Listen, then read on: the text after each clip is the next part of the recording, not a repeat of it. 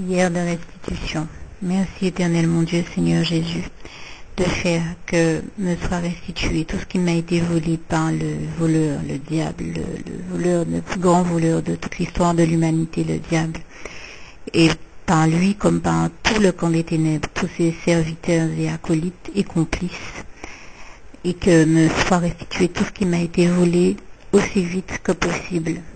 Je scelle cette demande dans le sang précieux de Jésus, au nom puissant de Jésus, ainsi que la revendication des promesses faites en Jean 10, verset 10. Le voleur, le diable, ne vient que pour dérober, égorger et détruire.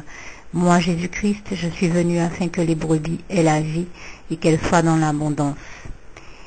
Verset 11. Je suis le bon berger donne sa vie pour ses brebis. Verset 12. Mais le mercenaire qui n'est pas le berger et à qui n'appartiennent pas les brebis, voit venir le loup, abandonne les brebis et prend la fuite. Et le loup les ravit et les disperse. Je scelle aussi la revendication de la promesse faite dans le psaume en Proverbe 6, verset 31. Si on le trouve, il fera restitution au septuple, il donnera tout ce qu'il a dans sa maison. En Proverbe 10, verset 22, c'est la bénédiction de l'Éternel qui enrichit et il ne la fait suivre d'aucun chagrin. En Josué 1, verset 5, nul ne tiendra devant toi tant que tu vivras, car je serai avec toi comme j'ai été avec Moïse. Ne crains point et ne t'effraie point. En Deutéronome 31, verset 8, l'Éternel marchera lui-même devant toi, il sera lui-même avec toi, il ne te délaissera point, il ne t'abandonnera point, ne crains point et ne t'effraie point.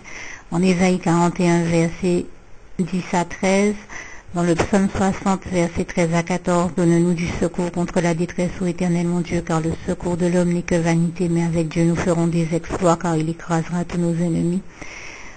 Dans le psaume 46, verset 2, Dieu est pour nous un abri, un refuge, un secours qui ne manque jamais quand nous sommes dans la détresse. Et en Luc 1, verset 37, ou en Marc 10, verset 27, tout est possible à Dieu, et tout est possible à celui qui croit en Jésus-Christ, bien sûr. Marc 9, verset 23, ainsi qu'en Philippiens 4, verset 7, et la paix de Dieu qui surpasse toute intelligence gardera vos cœurs et vos pensées en Jésus-Christ. Je scelle cette prière ainsi que la revendication de tous ces passages dans le sang précieux de Jésus, au nom puissant de Jésus.